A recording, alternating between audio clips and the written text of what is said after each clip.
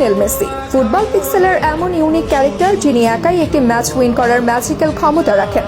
কয়েকদিন আগে দেওয়া রিসেন্ট একটা ইন্টারভিউতে এমনটাই জানান বার্সেলোনার সাবেক ডিফেন্ডার স্যামুয়েল উমতিতি। আসলেই তো গ্লোবাল ফুটবলে এমন ডমিনেটিং ইম্প্যাক্ট ক্রিয়েট করার মতো প্লেয়ার হয়তো হাতে গোনা কয়েকজন। মেসির সেই এলিট মেন্টালিটি এবং ট্রেনিং হ্যাবিটস নিয়ে তিনি বিস্ফোরক কিছু ইনসাইট শেয়ার করেছেন। উমতিতির মুখে সেই কথাগুলো নিয়েই আমাদের আজকের মেগা ব্রেকডাউন।